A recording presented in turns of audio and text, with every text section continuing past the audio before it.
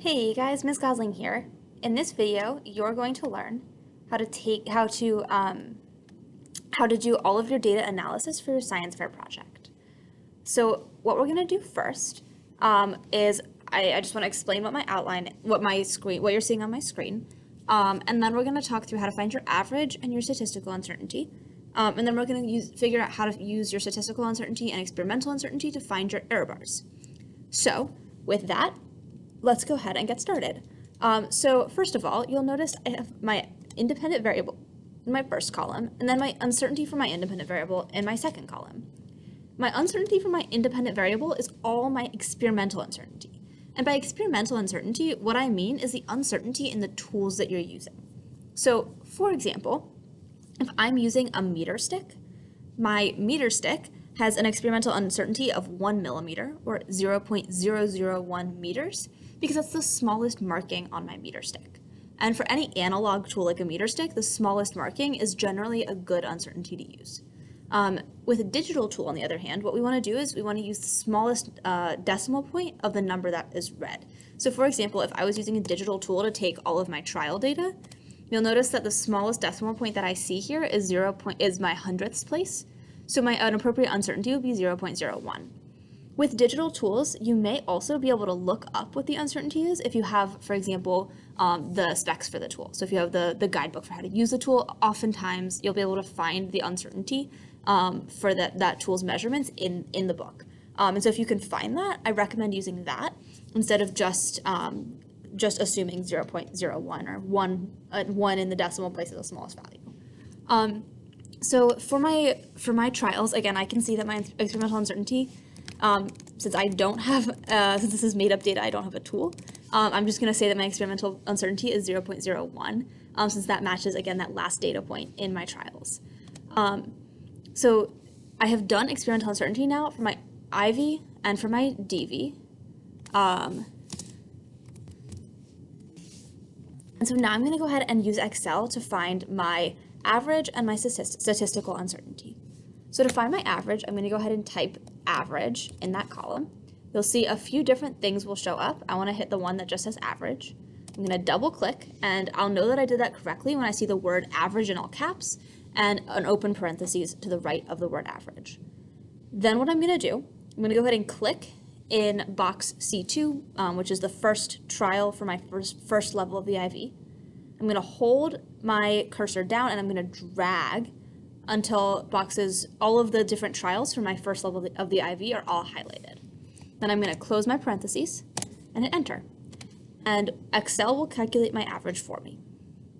To copy that down to propagate that formula to the rest of my levels of the IV, I'm going to go ahead and put my cursor in on the little square in the corner of the cell that I just put my equation into.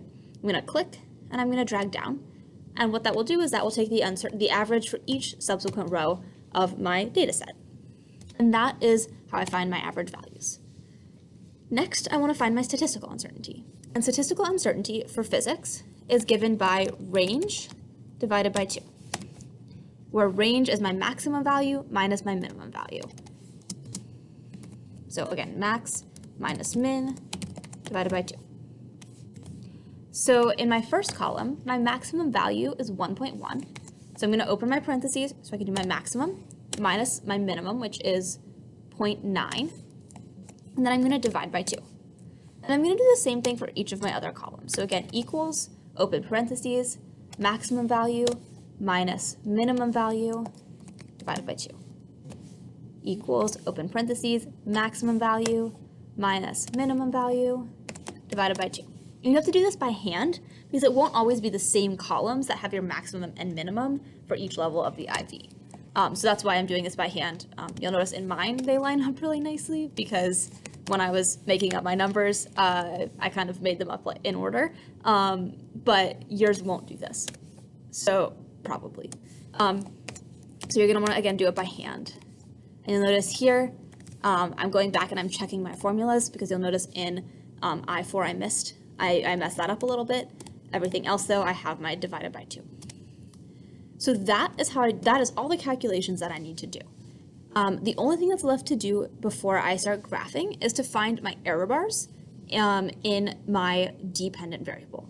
So for the dependent variable, my error bars are the higher of my statistical or experimental uncertainty. So if my statistical uncertainty is bigger than my experimental uncertainty for my first level of the IV, then that is going to be my error bars for the first level of the IV. And I'm going to I'm going to compare my statistical and experimental uncertainty for each level. So for my first level, my statistical uncertainty is 0.1 and my experimental uncertainty is 0.01. So that means that my error bars are going to be 0.1. For my second level, my statistical uncertainty is 0.145 and my experimental is again 0.01. So again, my statistical uncertainty is bigger than my experimental uncertainty. So I'm going to go ahead and stick with my statistical uncertainty for my error bars. And I do this, I'm going to go ahead and do this for the rest of my columns. But the reason I do this is I do this because I pick the larger value because I want to have the widest range of potential values, that I want my graph to be as accurate as possible. And so if my data is not precise, then I need to express that in my graph by showing the largest potential sources of error there. So that is all of my error bars. And this is all the data calculations that you should need to do for your science fair project. Students who are in their second year of physics for their IA, you do have a couple of additional calculations, but for folks in 11th grade, or sorry, not necessarily 11th grade, sorry, in IB Physics 1, this is all I'm going to ask you to do for your science fair project. So I'm going to stop the video here and cover graphing in the next video, so that way you can see exactly what I'm expecting to see for graphs.